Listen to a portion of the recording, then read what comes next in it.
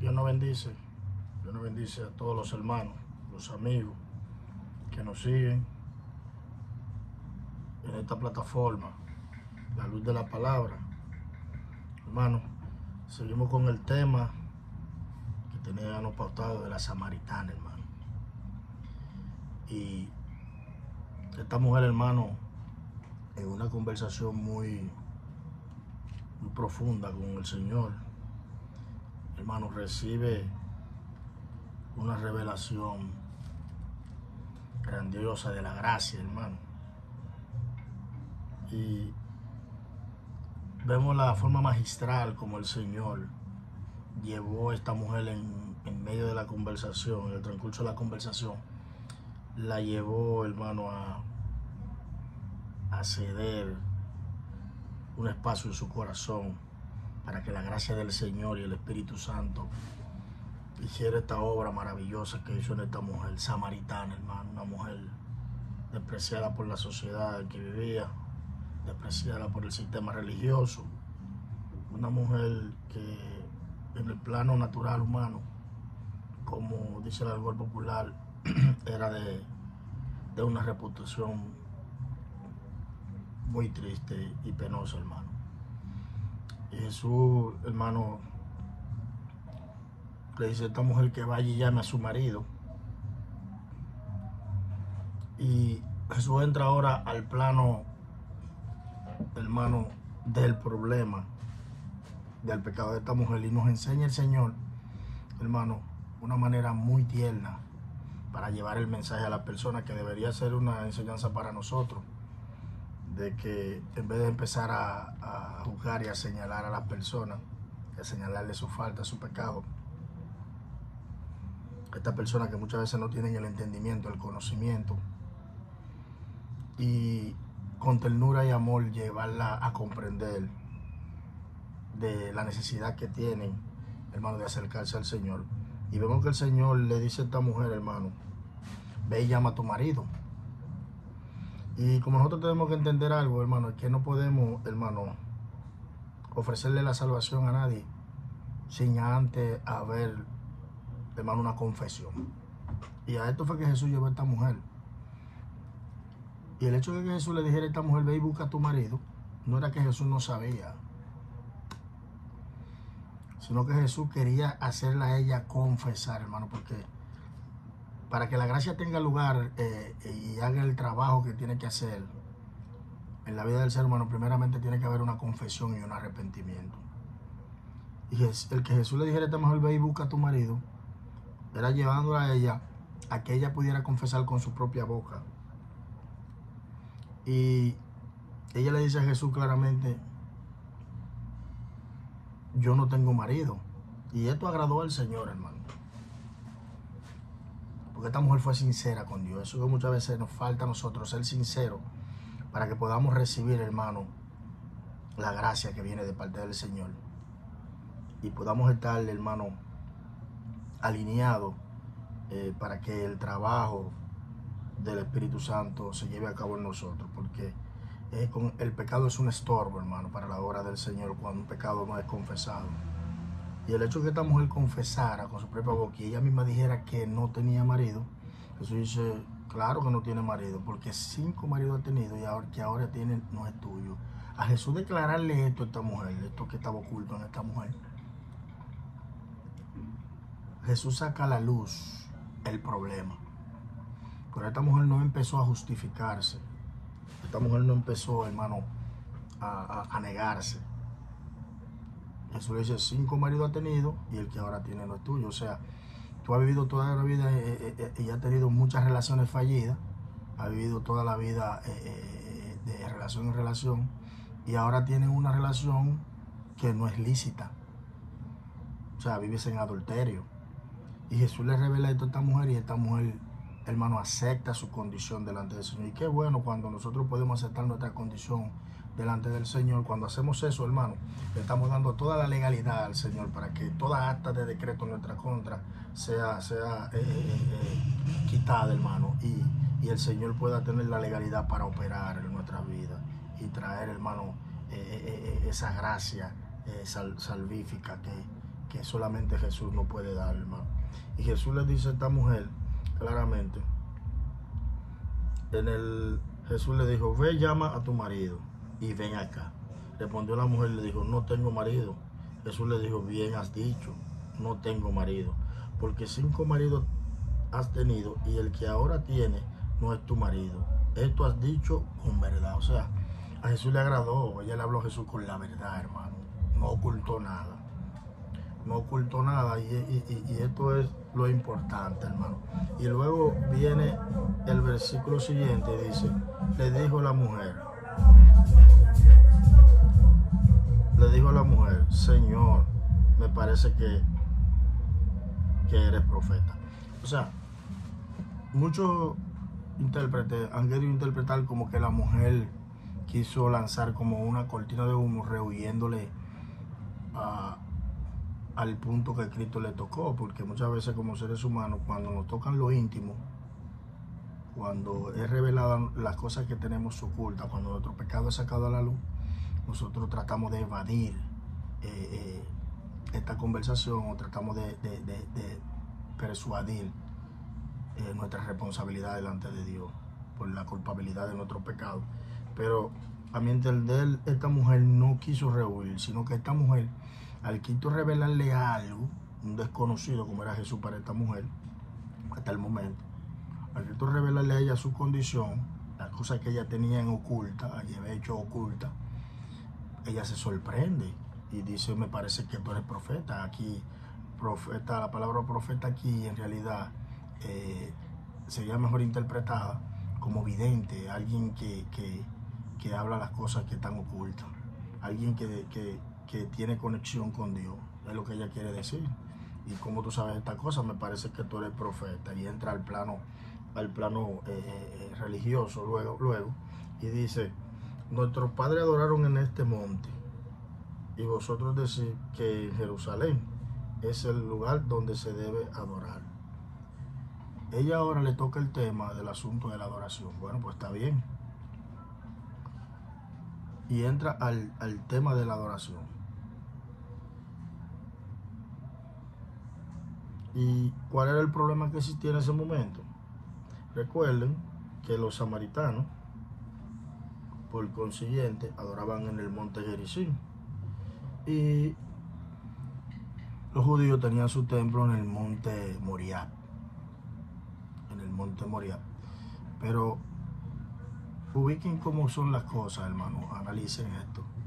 Eran 2 montes que compartían la diversidad ecológica y natural. O sea, los montes se conectaban, compartían, hermano, el rocío, compartían la vegetación. Había una conexión entre los 2 montes, pero estos pueblos no podían tener esta coinonía uno con el otro. Había cierta división. Había un templo donde se adoraban, que según la tradición o la historia se dice que Zambalá fue quien levantó ese templo cuando vino el asunto del problema, cuando los judíos estaban llegando de la deportación. Tuvo la confrontación con Nehemías. Ellos quedaron en el monte Gerizim y allí se dice que Zambalá levantó este templo, según dicen algunas tradiciones. No confirmamos ese asunto. Y en el monte Moriah estaba el templo de Jerusalén. Entonces ellos tenían esta distorsión, este problema, y la mujer le dice claramente, bueno, pues tú estás tratándome de hablar de estas cosas, háblame de dónde entonces tengo que adorar a ese verdadero Dios. Entonces la mujer entra como en esta inquietud y le hace esta pregunta a Cristo y le dice, el lugar donde debemos adorar. Así hoy en día, hermano, hoy en día hay una problemática con ese asunto de cómo deben de ser los lugares de adoración para el Señor. Pero la mejor adoración que usted le puede ofrecer al Señor y el mejor lugar para ofrecerle sacrificio a Dios es en nuestro corazón, hermano. Y luego Jesús se lo va a revelar a esta mujer, la va a llevar a un plano más profundo en cuanto a la adoración a Dios. Y dice Jesús le dijo, mujer, créeme que la hora viene cuando ni en este monte ni aún en Jerusalén adoraré al Padre. vosotros adoráis lo que no sabéis, nosotros adoramos lo que sabemos, porque la salvación viene de los judíos. O sea, Cristo le dice a esta mujer que va a llegar un momento en donde no será importante el lugar de donde se adore a Dios, sino cómo se adore. Y Cristo le dice a ella claramente, y le dice de manera sabia: mujer, no está establecido que sea en este monte, en el Gerizim, de la manera que usted lo adora, porque ustedes lo hacen de una manera errónea, porque aunque los samaritanos compartían con los judíos el asunto de que ellos se sujetaban a los 5 libros del Pentateuco de la ley, ellos creían en esto, pero estaban errados, hermano, de manera errada. Y Cristo le dice a ellos, aunque los judíos saben lo que adoran, y se ha sido establecido que sea en Jerusalén la adoración a Dios, sea en el templo de Jerusalén, hasta ahora, eso es lo normal. Cristo le dice a esta mujer, pero viene un tiempo donde no importará si en el Gerizim o si en el Moriah, no importará el lugar, sino la forma, la manera. Será importante cómo adoremos a Dios. Y luego Cristo le dice en el versículo siguiente, vosotros adoráis lo que no sabéis, nosotros adoramos lo que sí sabemos, porque la salvación viene de los judíos, sabemos todo eso, del pueblo elegido. Y luego dice, mas la hora viene y ahora es. ¿Por qué Cristo le habla de la hora? ¿A qué se está refiriendo Jesús? Jesús se está refiriendo, hermano, a cuando Él culmine su obra, terrenalmente hablando, y cuando el Espíritu de Dios sea derramado sobre toda carne, y haya una revelación en el corazón del ser humano de cómo se debe adorar a Dios. Cristo está hablando de la culminación de su ministerio, terrenalmente hablando, pero luego le dice, y ahora es, o sea, ahora es, o sea, tú estás teniendo la oportunidad. Y dice luego, ahora es cuando los verdaderos adoradores adorarán al Padre en espíritu y en verdad, porque también el Padre tales adoradores busca que le adore. ¿A qué Cristo se refiere? En espíritu y en verdad. Dios es espíritu, y los que le adoran en espíritu y en verdad es necesario que le adoren. Cristo le revela a esta mujer la fórmula de cómo adorar al Padre. ¿A qué se refiere Jesús? O sea, cuando Cristo dice en espíritu, está hablando que tiene que ser una adoración desde lo íntimo. No puede ser algo ficticio, algo externo. No se trata de algo externo, sino del interior. Y en verdad, o sea, en espíritu desde el interior, o sea, que ya esos ritos, esos sacrificios de la ley ya no eran lo necesario, sino que la adoración que Dios andaba buscando era una adoración que viniera desde el interior. Por eso Jesús, el Señor, y mayormente en los libros proféticos, le reclamaba al pueblo este asunto. Este pueblo de labios me honra, pero su corazón está lejos de mí. Y el Señor le vivía recalcando este asunto. Entonces Cristo a esta mujer le está diciendo claramente que ya no serían tan importantes las cosas externas, no serían importantes que el templo de los samaritanos o el templo de los judíos, ya no sería lo importante, sino era el corazón, que se hiciera una adoración sincera, una adoración genuina, una adoración que honra a Dios, una adoración con amor a Dios, que ya no sea una adoración falsa. ¿Entiendes? Entonces luego dice el Señor, el espíritu y en verdad, hermano, que ya que sería desde el verdadero conocimiento en cuanto a la adoración, sería con un conocimiento pleno, hermano, porque ya no sería, hermano, algo que sería un reflejo de lo que vendría, como dice en la carta a los hebreos, sino que sería algo verdadero, algo con conocimiento de quién yo adoro y qué adoro y cuál es la adoración que el Señor exige. Y dice, Dios es espíritu. Y como Dios es espíritu, la adoración que Dios recibe es la adoración que viene del Espíritu, revelada por el Espíritu, ya que el Espíritu Santo es quien nos ayuda en nuestras debilidades y nos enseña qué debemos pedir, hermano. ¿Y qué debemos hacer? El Espíritu es quien nos ayuda y nos lleva a esa comunión, a esa relación plena con el Padre, para que nuestra adoración sea una adoración genuina, acepta la presencia de Dios. Luego dice, y le dijo la mujer, sé que ha de venir el Mesías, llamado el Cristo. Cuando Él venga, nos declarará todas las cosas, dice la mujer. Ahora Jesús la mujer entra al plano teológico, al plano escatológico. Habla sobre la venida del Mesías. Y los samaritanos también tenían esta expectación de la venida del Mesías. Y ellos consideraban esto. Pero esta mujer, como muchas personas, muchas veces pierden la oportunidad que tienen delante y no aprovechan la gracia que Dios le está brindando en el momento por esperar, hermano, un tiempo más adelante. Y esta mujer dice claramente que el Mesías vendrá y le revelará todas las cosas. O sea, ella tenía ciertas inquietudes sobre la venida del Mesías, aunque de manera errónea los samaritanos esperaban el advenimiento del Mesías, porque ellos sabían que el cetro de Judá había sido quitado y que la casa de David tenía que ser levantada. Y ellos tenían todo esto en conocimiento, pero ellos de manera errónea estaban esperando esta manifestación. Y luego dice Jesús, y le digo, yo soy el que habla contigo. Miren, hermano, qué grande es la misericordia y el amor de Dios. Que mire la revelación que esta mujer tiene. Y en Juan, creo que en el capítulo 9, y aquí, es donde Jesús de manera explícita y directa da esta revelación y este señalamiento de que Él es el Mesías. En esta parte de que Jesús habla de manera directa, refiriéndose a Él como Mesías. Y esto es lo que hace la gracia, hermano. Esta mujer, una mujer inmoral, pecadora, una mujer menospreciada, desechada, hermano, y a Dios le place darle esta revelación. Y Cristo le dijo, yo soy el que habla contigo. O sea, yo soy ese Mesías que ustedes están esperando. Yo soy ese Mesías, le dice Cristo. Luego, hermano, en esta conversación, luego se interrumpe con la llegada de los discípulos, sabiendo que los discípulos habían ido a comprar y Jesús se había quedado.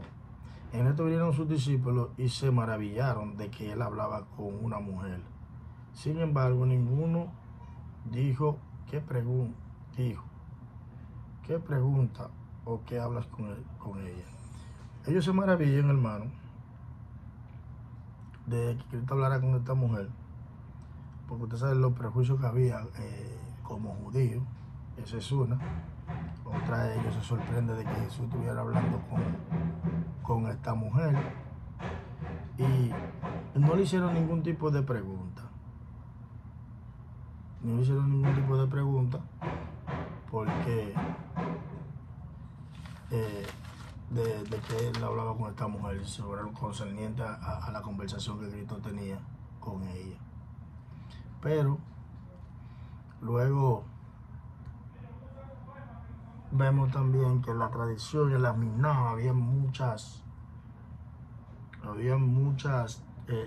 puntos donde hablaba sobre este asunto de hablar con una mujer en público. Y ellos no le hacen ningún tipo de pregunta a Cristo, según dice el texto. Ni le preguntaron nada.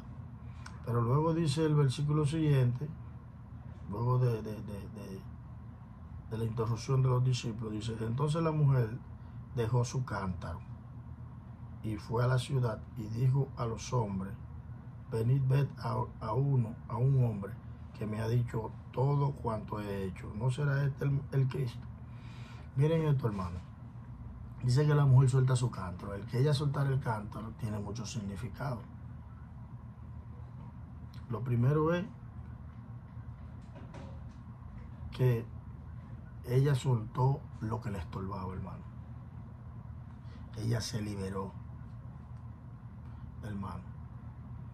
El soltar el cántaro significa que ella renunció al peso del pecado, renunció a su pecado, a su vida pasada. Simboliza liberación, descanso, simboliza descanso, hermano. Lo que la detenía y estorbaba. Soltó los prejuicios, soltó el pecado, hermano, y le dio paso a la gracia en su vida. Dice que ella soltó el cántaro y fue a la ciudad. O sea, nos habla también de esta obra evangelística de esta mujer, hacia lo suyo. Recuérdense que en la Gran Comisión, en Hechos, que el Señor le dijo a los discípulos, y una de las ciudades que ellos tenían que evangelizar era Samaria. Recuerden también que Felipe llegó a Samaria y ustedes se dan cuenta del avivamiento hubo en Samaria y el poder de Dios se manifestó en Samaria y cuántas conversiones vieron en Samaria. O sea, nos damos cuenta, hermano, de que la gracia fue derramada para este pueblo. Y vemos después que esta mujer sale a evangelizar, hermano, porque esto es lo que hace la gracia cuando llega a la vida de la persona. Cuando Cristo llega a la vida de una persona, hermano, la persona no puede estar tranquila, tiene que vociferar, tiene, hermano, que compartir, tiene que dar por gracia lo que por gracia recibió. Tiene que hablar de esa gracia y regalar esa gracia, ofrecer esa gracia, compartir esa gracia que recibió, hermano. La gracia derramada en Samaria, la gracia fue derramada en esta mujer. Y a través de esta mujer, que fue el conducto, el canal, hermano, el instrumento que Dios utilizó, hermano, para introducir la gracia en todo el territorio de Samaria, hermano, nos damos cuenta, hermano, del poder que tiene el amor y la misericordia de Dios. Ella fue a la ciudad y dijo a los hombres, venid. O sea, empezó a llamar, empezó a ofrecer una invitación a todo el que conocía. Eso hace la gracia, hermano. Cuando nosotros somos llamados por el Señor y la gracia inunda nuestra vida, nosotros lo que queremos es compartir. Por eso Cristo le dijo que dentro de ella iba a brotar una fuente de agua viva, agua que no cesará. Entonces ella, que en un momento fue sedienta, ahora estaba siendo como esa fuente que estaba calmando la sed de otro. La gracia derramada en Samaria, hermano. Poderoso es el Señor. Y ella fue a la ciudad, hermano, hizo su obra evangelística y empezó a llamar a la persona, venid y ved. Vengan y vean. Y empezó, hermano, a ofrecer, hermano, esa invitación. Y le dice que he visto un hombre que ha dicho todo cuanto he hecho. ¿No será este el Cristo? Vengan y vean. ¿No será este el quien tanto hemos estado esperando? Aleluya, poderoso es el Señor. Entonces salieron de la ciudad y vinieron a él. Entre tanto, los discípulos le rogaban diciendo, Rabí, come. O sea, las personas salieron a ver a Jesús, hermano. Ellos salieron a ver a Jesús, a ver del hombre de que ella le estaban hablando.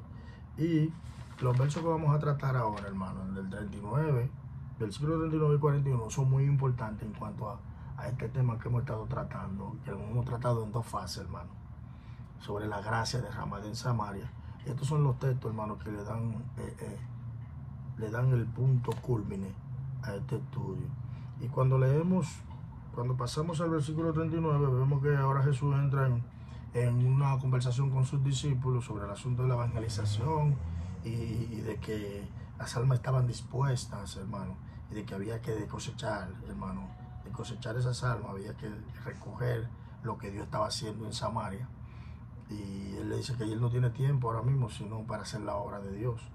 Y qué bueno, hermano, cuando la gracia del Señor llega a un lugar, a nosotros lo único que nos toca, hermano, es recoger, hermano, los beneficios, los frutos de esa cosecha, la cual hizo el Señor, que muchas veces nosotros lo único que somos es el instrumento, el Señor es el sembrador, nosotros somos los agricultores que trabajamos para Él en su campo. Y Jesús le hace entender toda esta cosa, pero en el versículo 39 dice, muchos de los samaritanos de aquella ciudad creyeron en Él por la palabra de la mujer que daba testimonio, diciendo, me dijo todo lo que he hecho, hermano. Miren el avivamiento aquí, miren la gracia trabajando, hermano. La gracia entró por esta mujer, que fue la vasija en la cual Cristo depositó la semilla. Y mire ya esa semilla como está dando su dividendo, hermano. Y dicen que muchos creyeron por la palabra de esta mujer. O sea, muchos empezaron a convertirse, muchos empezaron a aceptar el testimonio de esta mujer El testimonio de Cristo a través de esta mujer, hermano. Y eso es lo que hace el Señor, hermano, porque cuando el Señor llega, hermano, revela todo, saca todo a la luz, hermano. Y eso trae, hermano, en la vida del ser humano una transformación cuando aceptamos nuestra condición, hermano, y dejamos que la gracia del Señor nos transforme. Aleluya, poderoso es el Señor, porque a veces, muchas veces, hermano, el testimonio es muy importante en la obra evangelística, hermano, en el trabajo del Señor.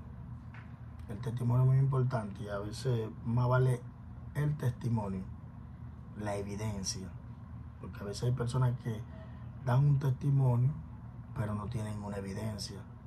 Y esta mujer tenía el testimonio y tenía la evidencia, porque ella era un testimonio vivo, pero tenía la evidencia de alguien que había cambiado su lamento en baile, y ahora ella estaba compartiendo eso con ellos. Entonces dice, entonces vinieron los samaritanos a él y le rogaron que se quedase con ellos, porque eso es lo que hace el Señor, hermano. Cuando la gracia llega, nosotros no queremos despegarnos del Señor. Nosotros queremos estar con el Señor. Nosotros anhelamos compartir con el Señor, porque en su presencia hay plenitud de gozo y delicia a su diestra, dice la palabra. Y ellos le ruegan a Jesús que se quede con ellos. Que se quede con ellos. Y dice que Jesús aceptó la petición y se quedó allí 2 días. Y creyeron mucho más por la palabra de él. Y decían a la mujer, ya no creemos solamente por tu dicho, porque nosotros mismos hemos oído y sabemos que verdaderamente este es el Salvador del mundo, el Cristo. Aquí hay varios puntos, hermano. Que ellos no se quedaron solamente con el testimonio que esta mujer le estaba dando, sino que ellos buscaron una experiencia personal. Buscaron esta experiencia personal con el Señor. Y aquí nos muestra varias cosas. Nos muestra convicción, nos muestra entrega, nos muestra un encuentro personal con Cristo y nos muestra la revelación de esa gracia de Jesús en el corazón de todo este pueblo de Samaria, hermano. Y esto nos muestra, hermano, cómo la gracia derramada en una persona, hermano, puede causar un avivamiento en un lugar. La gracia derramada en Samaria, aunque los samaritanos no eran gente, hermano, merecedores, pero a Dios le plació derramar su gracia sobre ellos. Así que, mi hermano, esto ha sido todo. La gracia derramada en Samaria, la luz de la palabra. Su hermano Alfredo, hermano, sigan orando por este trabajo, esta encomienda, y tan pronto el Señor, hermano, nos ordene, nosotros seguimos caminando. Así que Dios le bendiga.